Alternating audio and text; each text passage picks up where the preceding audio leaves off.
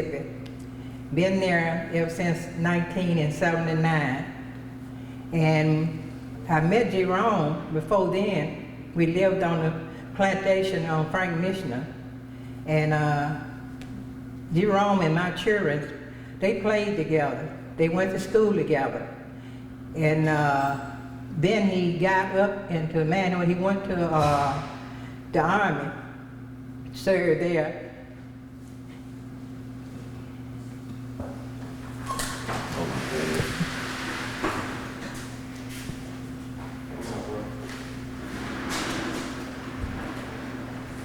I'm so sorry. Last time, start with your name because that door is like she won't slam the door.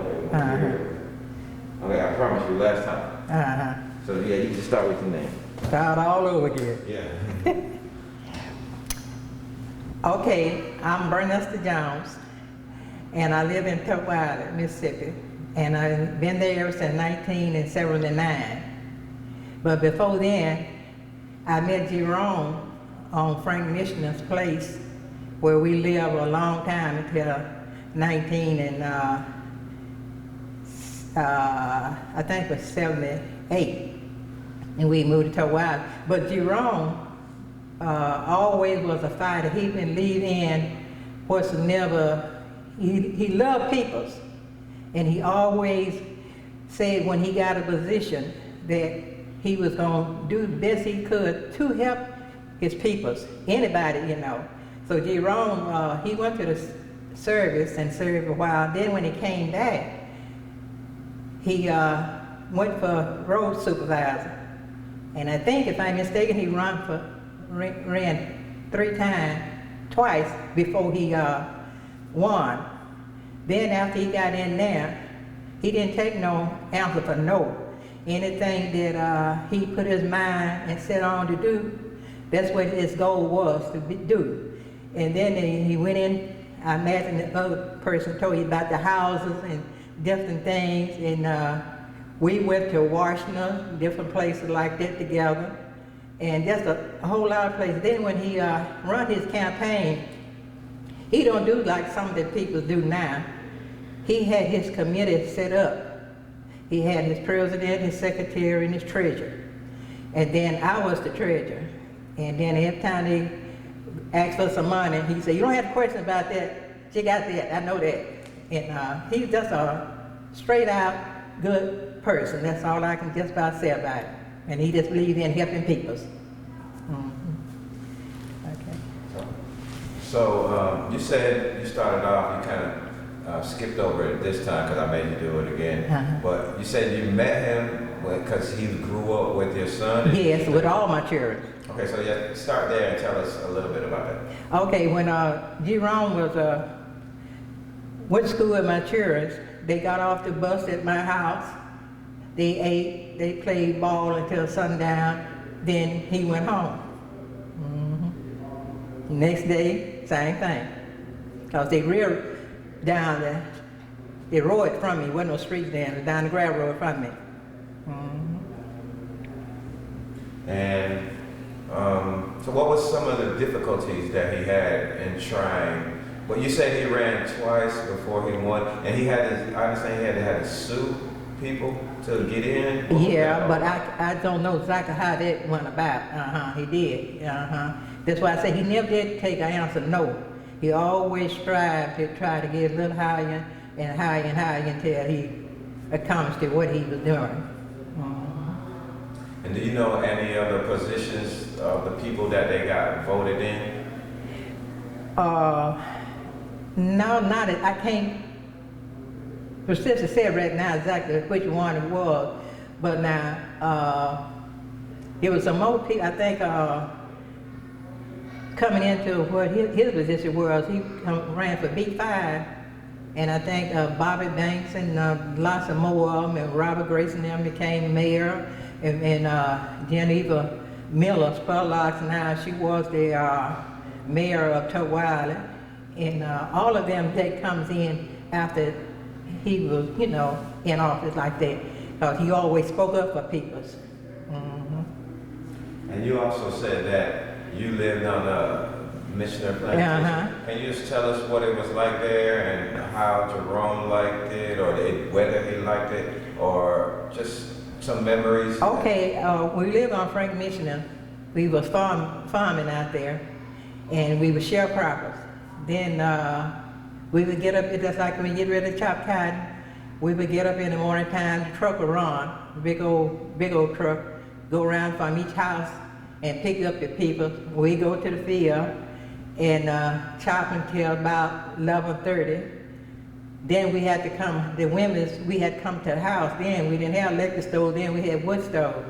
We had to make a fire in the stove, and then by the time the stove get hot good, it was just about then time to go back to the field to chop. The truck was running then.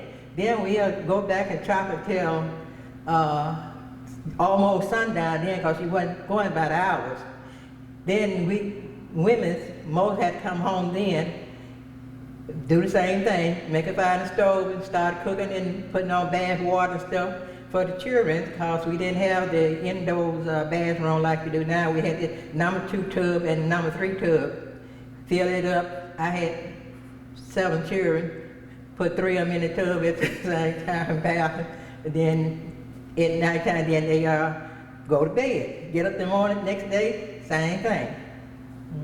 So you had to work in the fields and the trucks came? Yeah. Did your children have to go to? Yeah, the children, back then, I had children, but I had one on, when I get ready to pick cotton, I had one laying on the sack, dragging the sack, one in my stomach, and then the others, we had made a little flour sack, and 25-pound sack, we'd get meal and flour, and then we would take and put a little string on there, put it on there, they pick it, a little cotton, and take it in, and then pour it in your sack.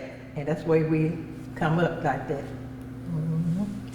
In the wintertime, then when we got ready to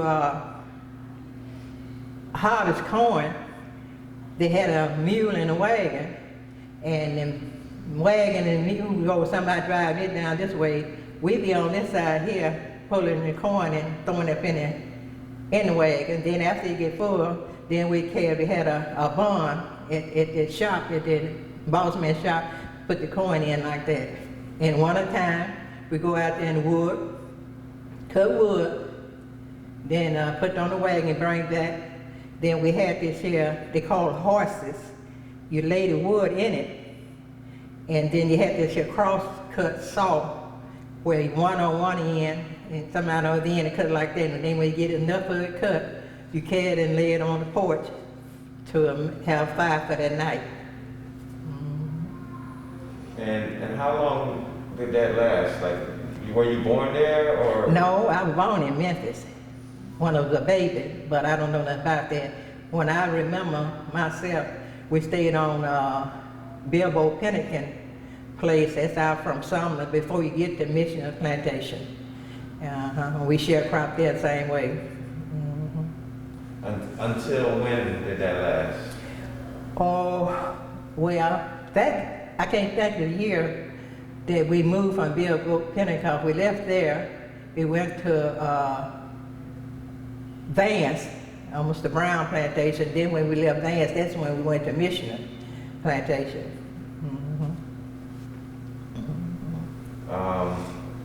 So how did whites and blacks get along? I'm not saying Missioner's Plantation, but just around the community. Okay. Well, back then, you mostly did what they said do. You wouldn't know, said you didn't want to do it or wasn't there. But that's when they says Nelson, my husband, he was an agent out there with it. Then they called a strawberry boss. His name was George Jerome. Then he would get up in the morning time. He would go out, get up to people's, go to houses, pick up the men, and they go out, get on the tractors then to do the work. But it was, you just really, well, you got along sort of, you know, pretty good, but it was only what they wanted you to do. It wasn't just what you set out to do for your own self. You didn't have too much a voice that said, I wasn't going to do it, because if you said you wasn't going to do it, you just about know then what was gonna happen, if you stand on his place, you're gonna have to move, leave, do something. Wow. I'm trying to think if I have another question. So, when did sharecropping stop around here, and what did people do after that? Where did you, like how? Okay. Because I understand Jerome helped people find out where to live, so were they not no longer living on other people's plantations, or were they, how did that work? Were they still working for people, but Jerome helped them find better housing, or? Well, we stayed on the place until 78. My husband was a straw boss out there. He started getting sick. And then they would come by, the agent would come by, a white man, he would come by in the morning time, and George, you going today? He said, no, I don't feel too good, I'm sick.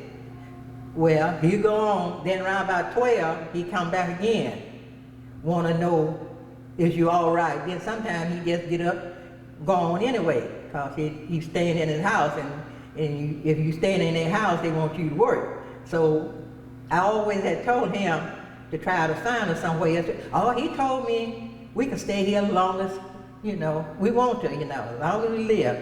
I said, no, that ain't gonna work. Just start getting sick and see what's gonna happen. So when he did start getting sick and come up to Christmas time when they straightened up with you, he told him he wanted his house. But that time, we had already put in some land to build a house. But the house wasn't finished. We had to move out and come down here to Summers, out from West District, in a house that didn't have water, that we had to tote water to us. No bathroom or nothing like that. I had a washing machine, but the way I wash, I would go to the ditch and get some water and pour in the washing machine and wash clothes like that. So when you stand on their place back then, it was most of what they wanted you to do, don't you have to leave. Wow, that's amazing. I know I have like another question, but I forgot it while I was listening to you.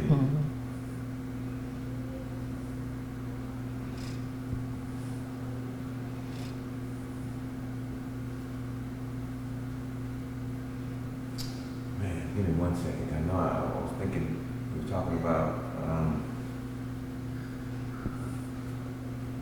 when you could no longer work, they said you had to leave.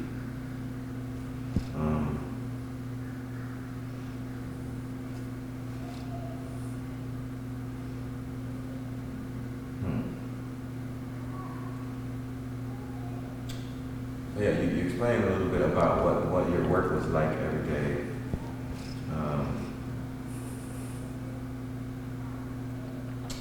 Man, I wish I remembered that.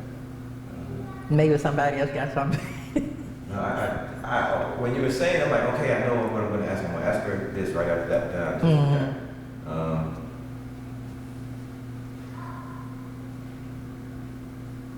So you're living on the plantation, on the Mr. Mitchell's plantation.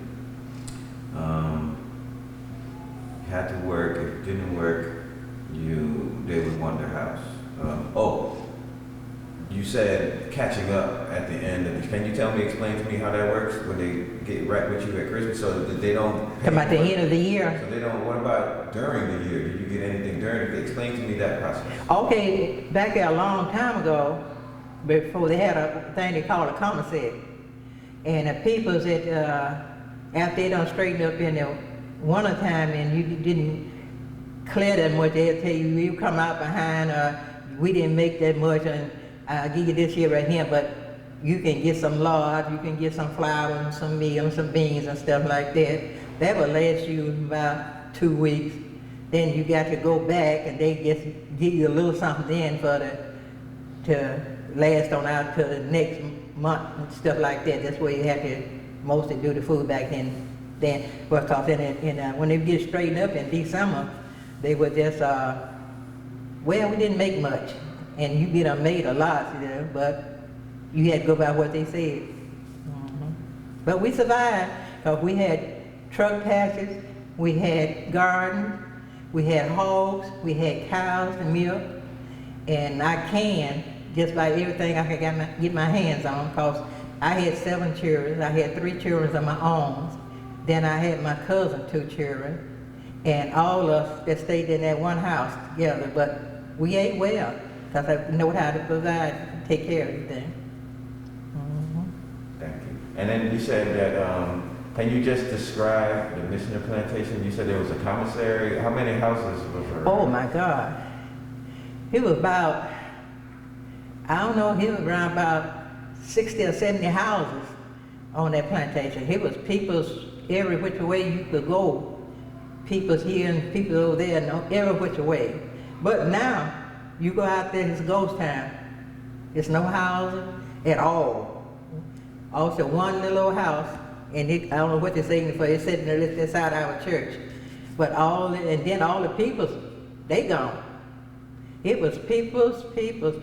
On a Saturday night and Friday night here in summer, street was before. You just had to hard to get through there to go there. And they had a little cafes and stuff all down there on the back. We wasn't allowed to go because we were children. But all up and down here was grocery stores and stuff like that.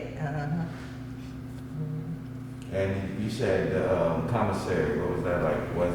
What was in there inside of the commissary? Well, you had meat, beans, peas, just ordinary common, stuff. Wasn't no whole lot of fancy stuff. It was just enough to get you through that month to the next month.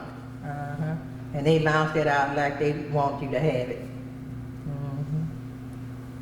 So Jerome worked there, right? And He worked on that place, so yeah. when did he get a different job after? Like, how did he stop working there? He went to the service, or I don't know how it worked. I think he went to the service and he came back, and it sure got in his mind that he seen how people was being treated, and he wanted to make a better life for them. So that's what he said. I think if I could get control of the supervisors, because they have a big play in the people, and he said, and I think I could make a difference there. And so you worked at the plantation, but then you also worked with Jerome. Oh yeah. Afterwards. So tell me a little bit about that transition. Okay, well, my husband first started off with Jerome. And then they traveled and they went different places and all like that. So they started having their meetings at our house. So he was getting his team together, and he wanted his secretary and his stuff like that. So that's where I started in there, being his treasurer. Then I started traveling with him to different meetings. We even went to Washington and different places together. Wow, that's an amazing story. Thank you. Yeah, thank you. So much. Okay, wait. Let me, can you take that out? Maybe sure. The microphone. Just leave it on the chair.